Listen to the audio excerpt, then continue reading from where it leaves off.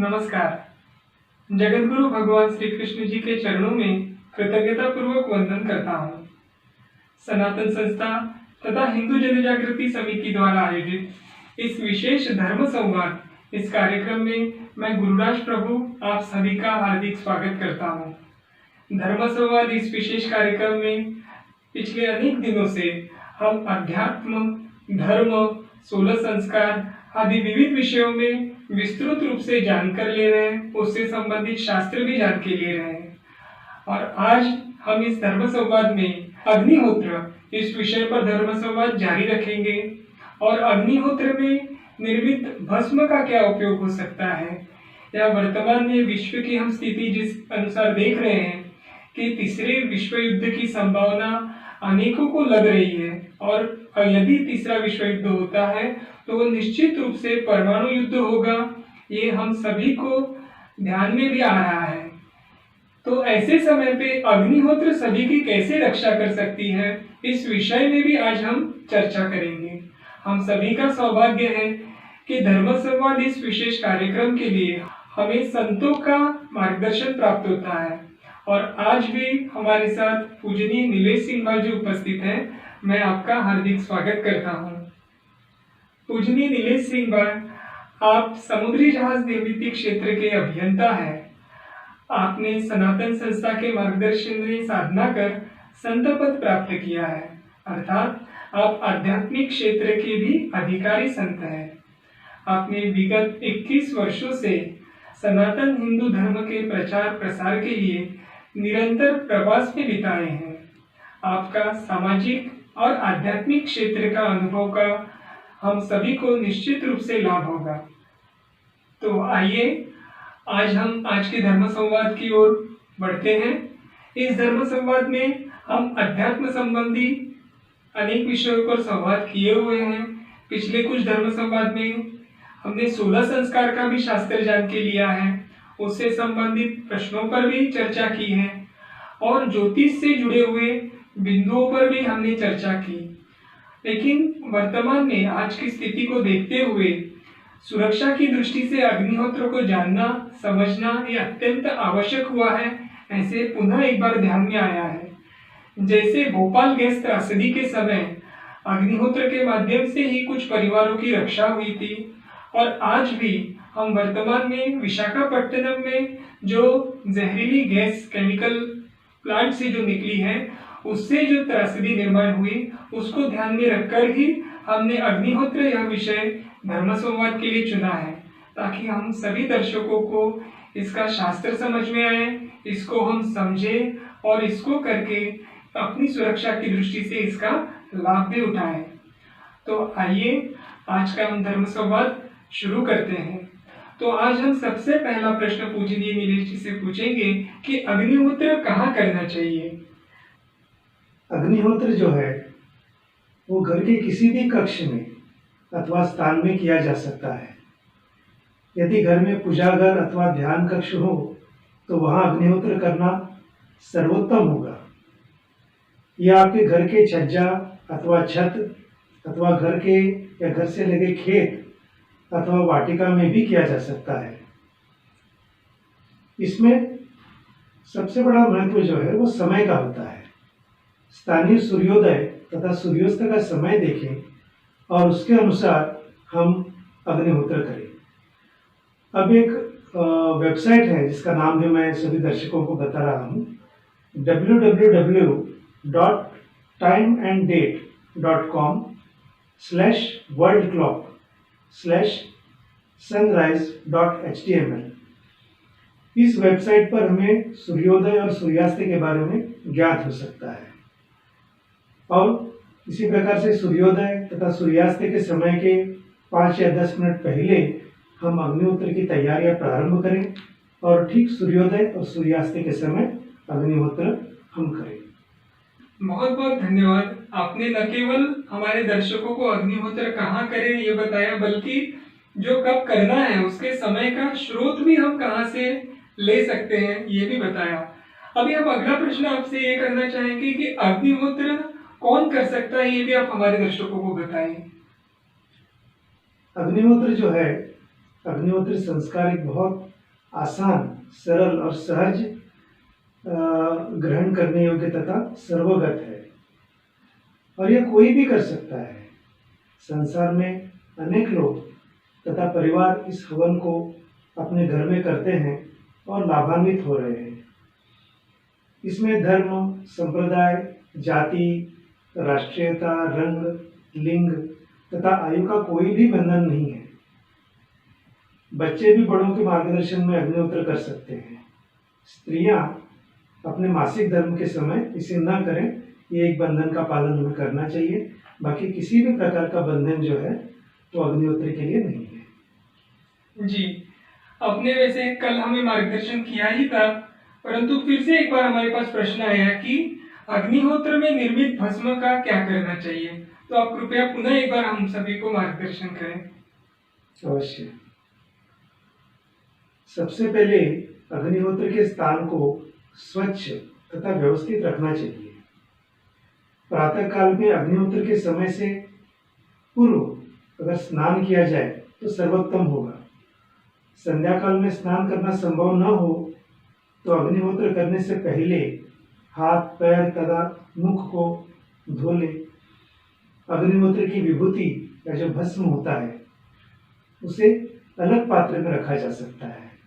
इसमें औषधीय गुण होते हैं तथा इसका उपयोग आपकी शाक वाटिका तथा कृषि के लिए एक प्रभावी तथा अत्यंत उपयोगी खाद के रूप में किया जा सकता है। इस विभूति को व्यर्थ समझकर कचरे के डिब्बे में बिल्कुल भी न फेंकें। आप इसे झील में, नदी अथवा किसी जलाशय में प्रवाहित कर सकते हैं, क्योंकि ये जल को सूक्ष्म स्तर पर स्वच्छ तथा शुद्ध करता है। जैसे कि अग्निहोत्र ये एक उपासना का भाग भी हो सकता है और उपासना में भाव का अत्यंत महत्व है। तो अग्निहोत्र से शरणागति भाव की जागृति कैसे हो सकती है, ये हम आपसे जानना चाहते हैं। ये बहुत अच्छा प्रश्न पूछा आपने। जब हम अग्निहोत्र करते हैं और दाएं हाथ से अक्षत अर्पित करते समय जो हमारा बायां हाथ होता है वो छाती पर रखना यह आवश्यक है। इस प्रकार से तो छाती पर जब हम ये बायां हाथ रखते हैं तो उस समय हमारी शरणागत या शरणागति का भाव निर्माण होता है, शरणागत भाव जागृत होता है। और हवन करने के उपरांत शांति से दैवी शक्ति पर ध्यान एकाग्र करने का प्रयास करें। इस समय मन के सभी विचारों को त्यागने का प्रयास करें तथा पूर्ण शरणागत भाव को जागृत करने का प्रयास करें। और अग्निहोत्र के उपरांत अग्नि को स्वयं से न बुझाएं, उसे बुझाने के लिए अन्य किसी भी प्रकार से प्रयास न करें। उपले के टुकड़े का पूर्णतः जलना ही सर्वोत्तम होता है। यदि वे पूरा नहीं जलते हैं तो उन्हें विभूति के रूप में उपयोग करें और अगली बार नए उपले का ही प्रयोग करें। जी पूजनीय दिनेश जी, अभी एक हम ये जानना चाहेंगे कि अग्निहोत्र ये जो विधि है या यज्ञ कर्म है, इसका उल्लेख हमारे कौन से प्राचीन ग्रंथों में मिलता है, ये भी हम आपसे जानना चाहेंगे। वर्तमान में देखा जाए तो पूरा विश्व भौतिक प्रदूषण पर शीघ्रता से रोक लगाने के लिए आज उपाय ढूंढने का प्रयास कर रहा है।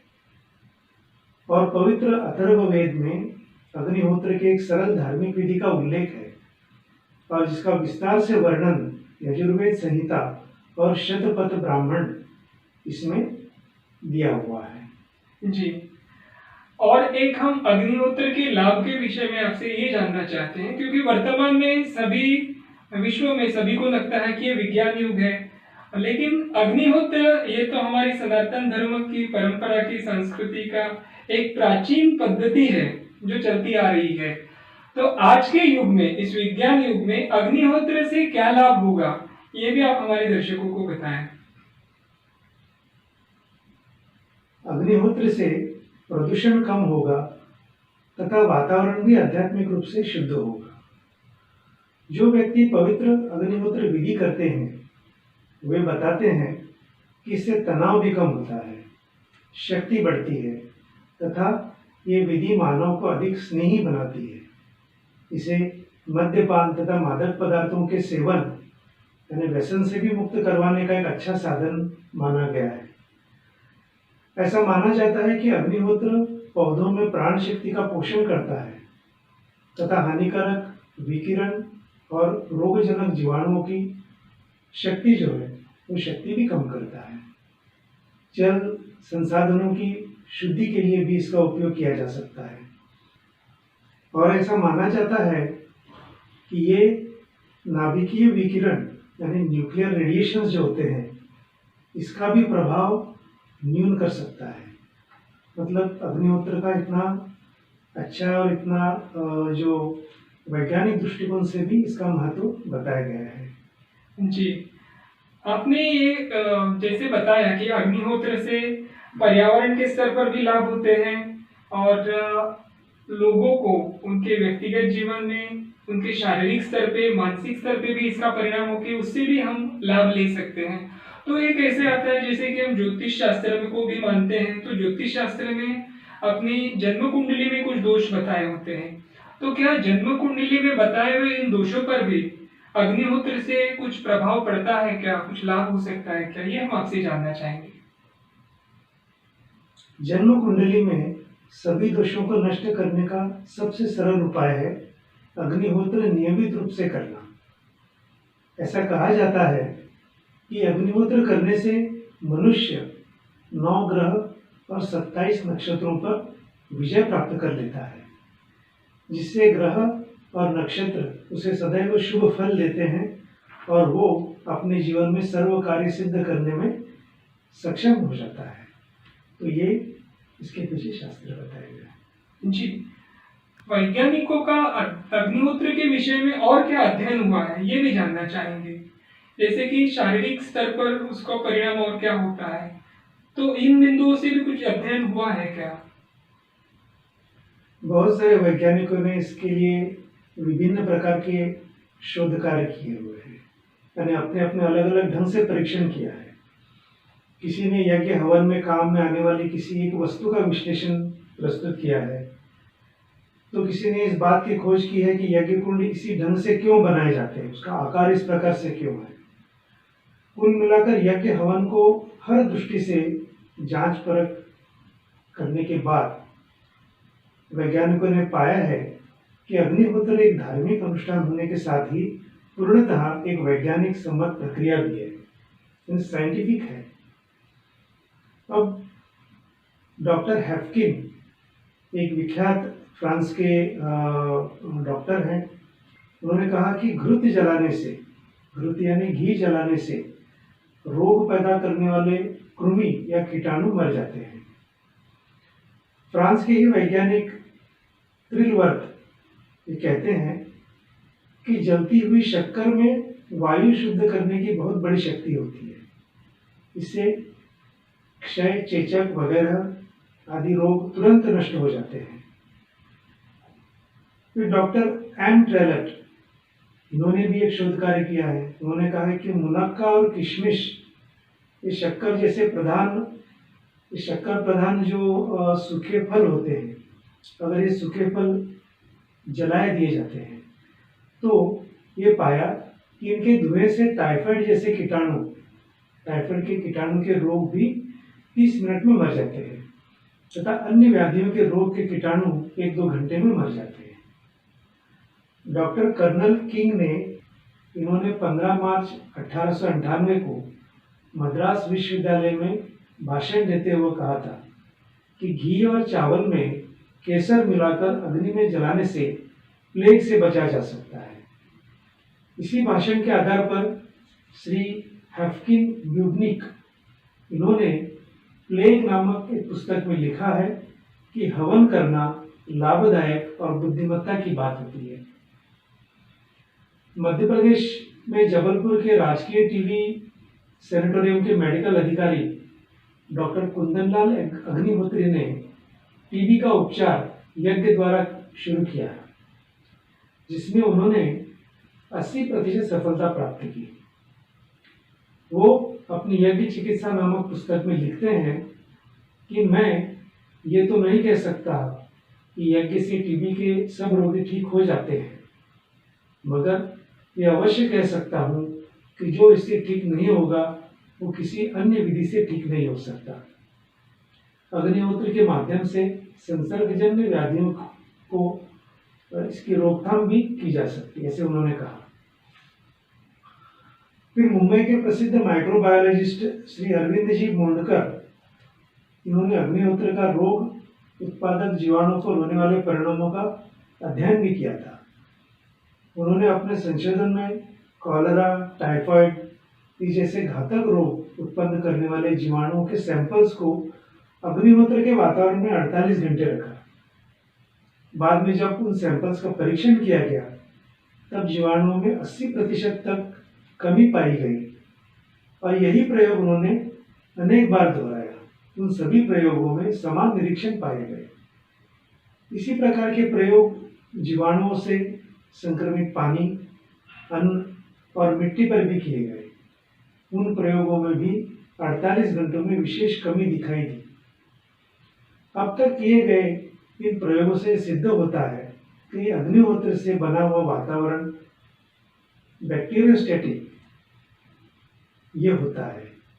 अग्निहोत्र विधि से उत्पन्न होने वाले फॉर्मल्डिहाइड इत्यादि प्राकृतिक गैसों के कारण रोग उत्पन्न करने वाले जीवाणुओं की मात्रा में कमी हो जाती है, जिससे हमारी महामारी जैसी स्थिति टाली जा सकती है। इसमें अग्निहोत्र भस्म की लाभदायक सिद्ध हुआ है। अग्निहोत्र का जो भस्म है ये भी बहुत लाभदायक सिद्ध हुआ है। नित्य अग्निहोत्र के आचरण और अग्निहोत्र के भस्म के सेवन के माध्यम से संसर्गजन्य व्याधियों के फैलाव को रोका जा सकता है, ये भी सिद्ध हुआ है।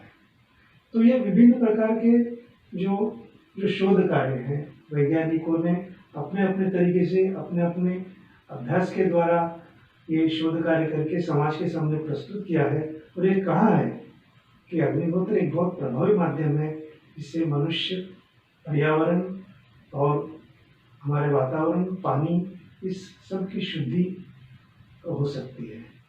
जी दर्शकों, तो आपने ये सुना कि देश विदेश के विभिन्न शोधकर्ता, वैज्ञानिक और डॉक्टरों ने भी यह परीक्षण किया, अध्ययन किया, शोध किया कि यज्ञ, होम, हवन के साथ साथ ये अग्निहोत्र से कितना लाभ हम सभी को हो सकता है। और यही सिद्ध करता है कि पुराने जमाने में ऋषि मुनि जब हमारे यहाँ योग यज्ञ करते थे तो उसका प्रभाव पूरी सृष्टि पे किस प्रकार से होता था। तो आज भी आयुर्वेद में भी कहा जाता है कि एक यज्ञ चिकित्सा बताई गई है। तो अग्निहोत्र भी पूजनीय नीलेश जी यज्ञ ही है। तो और आयुर्वेद में जो यज्ञ चिकित्सा के विषय में बताया गया है, इस विषय में आप हमें कुछ बताएंगे? अब इसमें अग्नि में औषधि डालकर उसके धुएं से ठीक होना, इसे यज्ञ चिकित्सा एक रूप हम कह सकते हैं। आयुर्वेद के विभिन्न ग्रंथों में इसका प्रयोग आता है। फ्रांस के डॉक्टर हेफकिन के अनुसार घी जलने से चेचक के कीटाणु मर जाते हैं। घी और केशर के हवन से महामारी का नाश हो सकता है।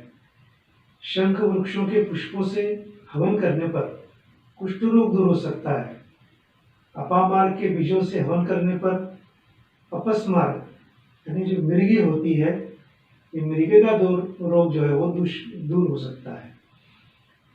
फिर जो ज्वर आता है, जो फीवर आता है, ये दूर करने के लिए आम के पत्ते का हवन करें। फिर वृष्टि लाने के लिए वेद की संविधाओं और उसके पत्तों से हवन करें। वृष्टि रोकने के लिए दूध और लवण से हवन करें। ऋतु परिवर्तन पर होने वाली बहुत सी बीमारियां जैसे सर्दी, जुकाम, मलेरिया, चेचक आदि रोगों को यज्ञ से ठीक किया जा सकता है। यहाँ पर कुछ रोगों के बारे में मैं आप जरूर बताना चाहूँगा दर्शकों को कि किस प्रकार के हवन से किस प्रकार के रोगों पर एक अच्छा परिणाम हो सकता है और उसकी सामग्री क्या होती है। सबसे पहले तो मस्तिष्क के रोग जैसे सर दर्द होना, अवसाद होना, उत्तेजना, उन्माद, मिर्गी आदि के लिए ब्राह्मी, शंखपुष्पी, जटामासी, अगर, शहद, कपूर, पीली सरसों, इनका अगर हवन किया जाए तो सिर से जुड़े हुए जो रोग हैं उनके ऊपर परिणाम हो सकता है। फिर स्त्री रोग होते हैं, वात पित्त होता है, या लंबे समय से हो रहे बुखार के लिए बेल, शोनक, अदरक, जायफल, निर्गुंडी, कटेरी, गिलोय, इलायची, शर्करा, घी, शहद, सेमन, शीशम इत्यादि का प्रयोग किया जा सकता है। फिर पेट एवं लीवर के रोग के लिए भृंगराज, आंवला, बेल, हरड़, अपामार्ग, गुलर, दूब यानी दुर्वा, गुग्गुल, घी, इलायची इत्यादि का हवन करने से उसका जो धूम निकलता है उससे अच्छा परिणाम हो सकता है। ये जो श्वास के रोग होते हैं, जैसे श्वसन संस्थान से जुड़े हुए रोग, उसमें वन तुलसी, गिलोय, हरड़, खैर, अपामार्ग, काली मिर्च, अगर, तगर, कपूर, दालचीनी, शहद, घी, अश्वगंधा, आक और यूकेलिप्टस इसका उपयोग किया जाए और इसके धुएं से अच्छा परिणाम हो सकता है। फिर निमोनिया नाशक एक हवन होता है, जो निमोनिया होता है उसमें उसके लिए पोहकर मूल, वाच, लोभान, गुगल, अधुसा सबको समभाग लेकर इसका चूरन करते हुए घी से हवन करें और धुनी दें तो इसका परिणाम होता है। फिर जुकाम नाशक, जुकाम जो होता है उसमें खुरासानी अजवाइन, जटामासी, पश्मीना कागज, पश्मीना कागज होता है, लाला बुरा सबको समभाग लें और घी से इस चूर्ण का हवन करें और धुनी दें तो अच्छा परिणाम होता है। फिर ज्वर यानी जो बुखार आता है, क्योंकि ये कष्ट देने वाली बीमारी है, किंतु जो व्यक्ति प्रतिदिन यज्ञ करता है उसे ज्वर नहीं होता है। ज्वर आने की अवस्था में अजवाइन से यज्ञ करें तथा उसकी धुनी अर्थात धुआं रोगी को दें तो तुरंत लाभ होगा। फिर नेत्र ज्योति यानी आंखों से जुड़ा हुआ, नेत्र ज्योति पाने का भी हवन एक उत्तम साधन है, इसलिए हवन में शहद की आहुति देना लाभकारी होता है। शहद का धुआं आंखों की रोशनी जो है वो बढ़ा देता है। फिर मधुमेह यानी डायबिटीज, जो आज के दिन एक बहुत कॉमन एक आम बीमारी हो चुकी है, ये रोग भी ये जो रोग होते हैं इसके भी रोगों को अशक्त कर देता है। इस रोग से छुटकारा पाने के लिए हवन में गुगल, लोबान, जामुन वृक्ष की छाल, करेला का डंठल सब कुछ समभाग मिलाकर आहुति देने से इसकी धुनी से रोग दूर करने में लाभ हो जाता है। तो हमने अभी विभिन्न प्रकार के हवन और उसके धुएं से किस प्रकार की बीमारी पर लाभ हो जाता है ये सुना, तो इससे हमें ये तो मालूम होगा कि हमारे जो प्राचीन संस्कृति है और प्राचीन परंपरा है, इसमें जो ये जो यज्ञ आहुति बताई गई है, हवन इत्यादि बताया गया है, इससे कितने सारे रोगों पर हम उपचार कर सकते हैं, ये बात हमें इससे जानने में सहायता होगी। जी दर्शकों, अभी आपने सुना ही होगा कि इतने सारे रोगों के विषय में जो इतना सखोल अध्ययन आयुर्वेद में किया होगा, शायद ही वर्तमान की जो विज्ञान युग में निर्मित हुई विविध चिकित्सा पद्धतियां हैं इस प्रकार से शायद ही किया होगा। तो इतनी हमारी आयुर्वेद की धरोहर होते हुए हम ये जो वर्तमान में जो विज्ञान की देन हुई जो एलोपैथी है या अन्य जो उपचार पद्धति है उसकी तुलना में आयुर्वेद का सहारा लेना कितना महत्वपूर्ण है ये समझ भी सकते हैं। इतना लाभ तो है ये आपने हमको बताया, फिर भी मैं आपसे एक प्रश्न पूछना चाहूंगा कि अनेक बार कुछ लोग कहते हैं कि यज्ञ सामग्री पे तो जो धन व्यर्थ किया जाता है तो उस स्थान पे वो गरीबों में बांटना चाहिए, ऐसे कुछ लोगों की विचारधारा अभी भी है, तो उस विषय में आप क्या कहेंगे? इसमें कई लोगों को ये लगता है, ये उनका कहना है कि घी अथवा मेवा मिष्टान्न को हवन में डालने की अपेक्षा खाना खिलाना अधिक अच्छा है या लोगों को बांटना अच्छा है। वास्तव में उन्हें ये पता नहीं है कि अग्नि में डाले जाने पर ये पदार्थ कई गुना लाभ पहुंचाते हैं। यज्ञ की सुगंध दूर तक जाकर प्राणी मात्र का भलाई ही साध्य करती है। वैज्ञानिक परीक्षण बताते हैं कि यज्ञ कुंड की आकृति इस ढंग की होती है कि वो ऊर्जा का समुचित विकेंद्रीकरण करता है, डिसेंट्रलाइजेशन करता है। मिस्र के पिरामिड यज्ञ कुंड के विपरीत होते हैं। जैसे किसी यज्ञ कुंड को उल्टा रखा दिया जाए तो उस प्रकार से होते हैं। और उसमें क्या होता है, उसमें ऊर्जा का केंद्रीकरण, एक जगह ऊर्जा को केंद्रित किया जाता है। इसी कारण उनमें जो ममी होती है, जो किसी एक विशेष समय पर जो मृत व्यक्ति को एक लेप लगाकर जो रखा जाता था, जिसको ममी कहते हैं, तो ऐसे इसी कारण से इनमें ममी सुरक्षित रहती है। अब यज्ञ द्वारा विकेंद्रीकरण किया हुआ, भली भांति फैलाया हुआ सुगंधित वायु दूर दूर तक मनुष्य, पशु पक्षी और कीट पतंगों को भी लाभ पहुंचाता है। वैज्ञानिक परीक्षण बताते हैं कि यज्ञ से उत्पन्न होने वाली कार्बन डाइऑक्साइड जो गैस होती है, वो हानिकारक न होकर अत्यंत लाभदायक होती है। मैक्स मो नामक अमेरिकी वैज्ञानिक का निष्कर्ष है कि कार्बन डाइऑक्साइड के कारण पौधों में वृद्धि बहुत तेजी से होती है। अन्य एक वैज्ञानिक ने 1904 में फसलों में कार्बन डाइऑक्साइड की मात्रा बढ़ाकर अधिक फसल प्राप्त करने में सफलता प्राप्त की।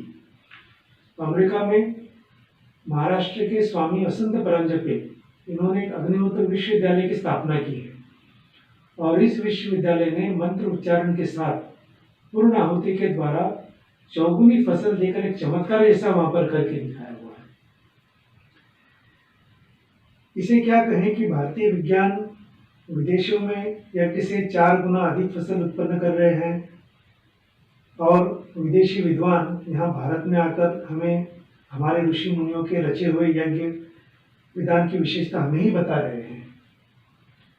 अभी 1-2 वर्ष पहले राजस्थान के श्री गंगानगर जिले में यहाँ पर कुछ विदेशी लोग आए और आकर उन्होंने वहाँ के किसानों को ये बताया कि यज्ञ के द्वारा फसलों को रोगों से कैसे बचाया जा सकता है और कैसे बढ़ाया जा सकता है। ये हमारी अपनी संस्कृति के प्रति घोर उदासीनता का एक प्रमाण है। और आज हमें ये देखने को मिलता है कि हमारी संस्कृति को हमने ही अच्छे तरह से पहचान लिया है और विदेश के लोग भारत में आते हैं, हमारी संस्कृति को सीखते हैं, अग्निहोत्र को सीखते हैं और इसके ऊपर संशोधन करके आज वो हमें ही बता रहे हैं। और जब वे बताते हैं तब हमें इन बातों को ये बातें हमारे ध्यान में आती है। तो ये हमें समझना बहुत आवश्यक है। जी, पूजनीय नीलेश जी ने जैसे बताया है कि हम सभी के लिए सोचने की बात है और ये अत्यंत दुखदाई भी बात है कि आज हमारी संस्कृति का अध्ययन विश्व के अनेक देशों में हो रहा है। हमारी जो धरोहर है तो उसका अध्ययन सखोल वैज्ञानिक धरातल पे वो लोग करते हैं और आज आके हम ही को बताते हैं। अभी भी समय गया नहीं है। हम सभी ने हमारा धर्म, अध्यात्म, इसके बारे में सीखना, जानना और जीवन में उतारना अत्यंत आवश्यक है। ये आपने दिए हुए अलग अलग उदाहरणों से पुनः एक बार सिद्ध हुआ है। अभी हम आपसे यज्ञ से जुड़ा हुआ ही और एक प्रश्न पूछना चाहेंगे कि यज्ञ से पर्जन्य का क्या संबंध है। इस विषय पर आप प्रकाश डालिए। अवश्य। यज्ञ का एक अत्यंत महत्वपूर्ण लाभ है और वो ये है कि यज्ञ से वर्षा होती है। श्रीमद् भगवद गीता में भगवान स्वयं कहते हैं, यज्ञात् भवति पर्जन्यः, पर्जन्यात् अन्न संभवः, अन्नात् भवन्ति भूतानि, यज्ञ कर्म समुद्भवः। और सामान्य यज्ञ के अतिरिक्त कुछ यज्ञ केवल वर्षा के लिए किए जाते हैं, जिन्हें वृष्टि यज्ञ कहा जाता है। यजुर्वेद में एक प्रार्थना है, निकामे निकामे नः पर्जन्यो वर्षतु। ये प्रार्थना बताई गई है। इसका भाव ये है कि हम जब जब चाहें, जब जब कामना करें, तब तक वर्षा हो। यजुर्वेद में यज्ञ को वर्षा वृद्धि करने वाला, वर्षा बढ़ाने वाला कहा गया है। अथर्ववेद का एक आदेश है, तन्वताम यज्ञम बहुधा विसृष्टा, अर्थात जब वर्षा की आवश्यकता हो तो कई स्थानों पर यज्ञ कई प्रकार से करने चाहिए। भारत में तो प्राचीन काल से एक धारणा है कि यज्ञ से वर्षा होती है। जी। जैसे अभी वर्तमान परिप्रेक्ष्य में मैं आपसे एक प्रश्न पूछना चाहूँगा कि अगर हम विश्व की स्थिति देखते हैं तो ये ध्यान में आ रहा है कि विश्व तीसरे विश्व युद्ध के कगार पर आके खड़ा हुआ है, और यदि ये तीसरा विश्व युद्ध होता है तो जैसे अलग अलग देशों ने अपनी युद्ध सज्जता की है, तो ऐसे ही ध्यान में आ रहा है कि ये निश्चित रूप से परमाणु विश्व युद्ध होगा। तो परमाणु युद्ध के समय अग्निहोत्र किस प्रकार से महत्वपूर्ण है, इस विषय में आप हमारे दर्शकों को अभी बताएं। ये एक बहुत महत्वपूर्ण प्रश्न आपने पूछा हुआ है, और मैं सभी दर्शकों को ये जरूर बताना चाहूँगा कि अनेक त्रिकालयामी संतों ने बताया है कि निकट के काल में भीषण आपातकाल आने वाला है तथा उसमें पूरे विश्व की प्रचंड जनसंख्या भी नष्ट होने वाली है। वास्तव में आपातकाल तो अभी आरंभ हो ही चुका है। आपातकाल में तीसरा महायुद्ध भी होगा, ऐसे संतों ने बताया हुआ है। और द्वितीय विश्व युद्ध की तुलना में वर्तमान में विश्व के लगभग सभी राष्ट्रों के पास महाभयानक महासंहारक ऐसे परमाणु अस्त्र है, यानी न्यूक्लियर वेपन्स है। तो जब युद्ध आरंभ होगा तो एक दूसरे के लिए या एक दूसरे के विरुद्ध वो प्रयुक्त किए जाएंगे।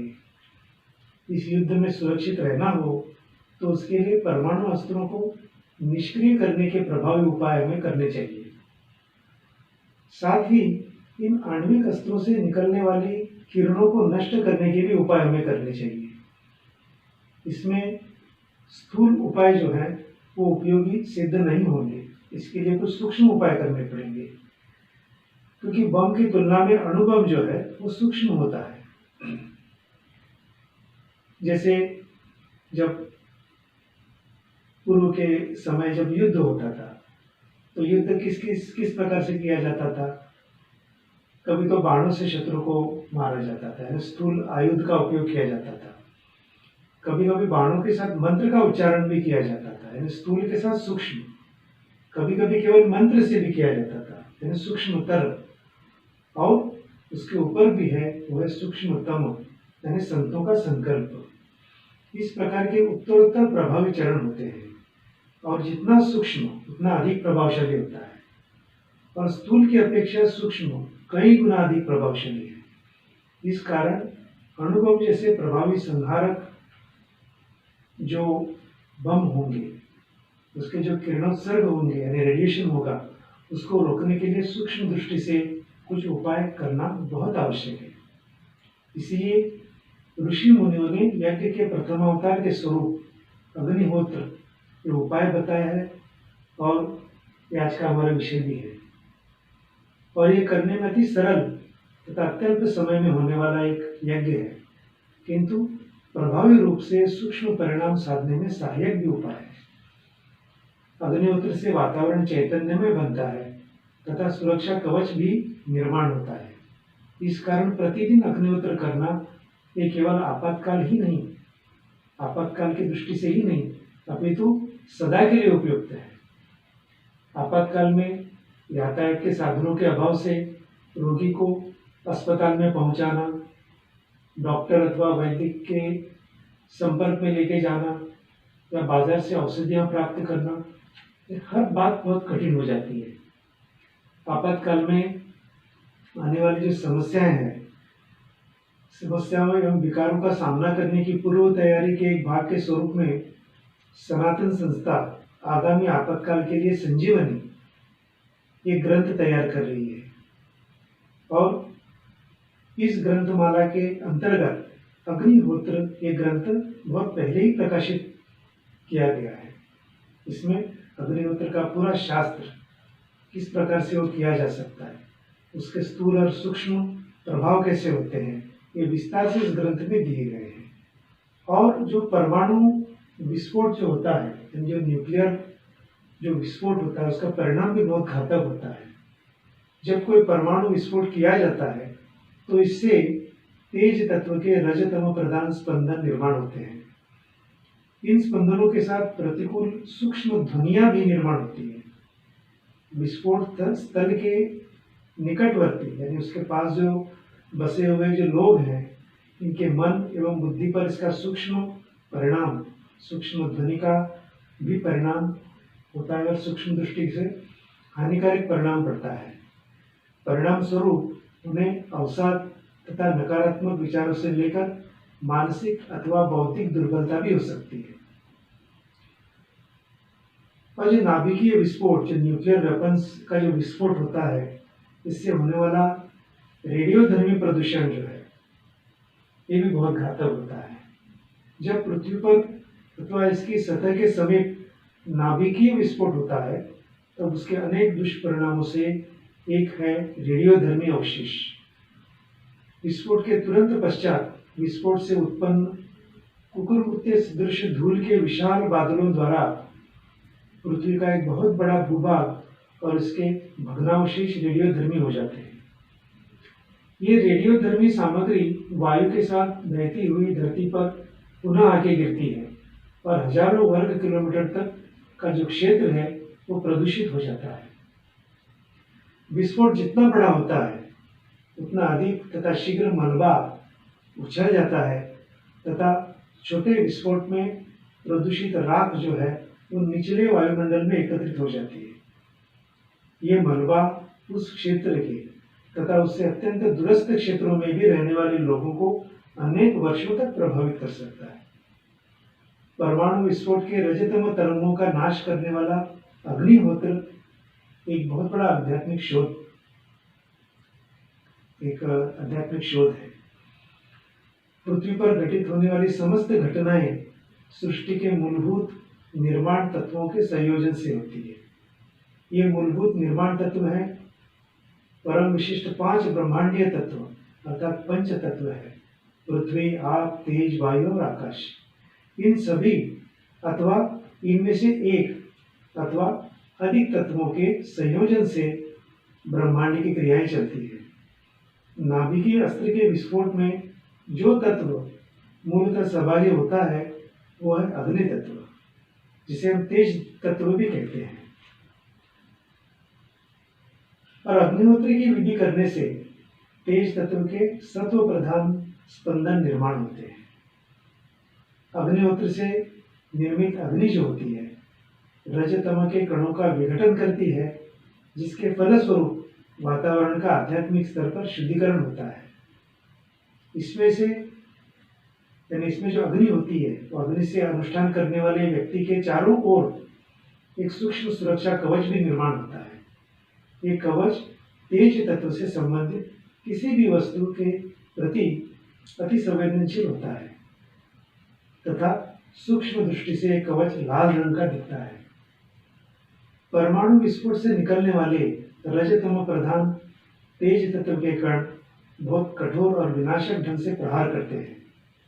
समीप आते ही सुरक्षात्मक कवच को सहज ही इसका बोध होता है और स्वतः होने वाली एक सहज क्रिया के रूप में ये जो सुरक्षा कवच है सात्विक तेज तत्व तरंगों को भीषण शक्ति के साथ रजतम प्रधान कणों की ओर प्रेषित करता है। इससे प्रतिकूल ध्वनि आवृत्तियों को उत्पन्न करने वाले रजतम प्रधान तेज तत्व कणों का नाश हो जाता है। परिणाम के स्वरूप विस्फोट से निकलने वाली विनाशकारी तेज तत्व तरंगों की शक्ति का विनाश या नाश हो जाता है। रेडियोधर्मी मलबे के क्षेत्र में नियमित अग्निहोत्र करने वाले व्यक्ति को 50% तक संरक्षण कवच प्राप्त हो सकता है। जी दर्शकों, आज पूजनीय नीलेश जी ने जो हमें जानकारी दी तो उससे अग्निहोत्र के विषय में हम निश्चित तौर पे ये कह सकते हैं कि ऋषि मुनियों ने ये हमें एक संजीवनी स्वरूप में ही प्रदान की हुई बहुत बड़ी देन है और इसके प्रति हम सभी को कृतज्ञता रखनी चाहिए और कृतज्ञता भाव से ही इस अग्निहोत्र को करना चाहिए। ऐसे तो मुझे आपकी बातों से लगने लगा है। दर्शकों, अब समय आ गया है कि आज का धर्म संवाद हम यहीं पर समाप्त करें। ये अग्निहोत्र के विषय में जो विशेष और महत्वपूर्ण जानकारी पूजनीय नीलेश जी ने आज हमें दी, इसके लिए हम आपके बहुत बहुत आभारी हैं। दर्शकों, इस अग्निहोत्र के विषय में आपके मन में कोई शंका निर्माण हुई है या कोई प्रश्न निर्माण हुए हैं तो कमेंट बॉक्स में लिखकर आप उन्हें हम तक अवश्य पहुंचाएं। आपके मन में जिज्ञासावश निर्माण हुए हर प्रश्न का उत्तर हम इस धर्म संवाद के माध्यम से देने का पूरा प्रयास करेंगे। और इस धर्म संवाद का आप सभी को केवल जानकारी के स्तर पर लाभ न होते हुए आपको जीवन में आध्यात्मिक स्तर पर इसका लाभ हो, इसलिए हम प्रयास करेंगे। तो आज का यह धर्म संवाद पूरा करते समय हम भगवान श्री कृष्ण जी के चरणों में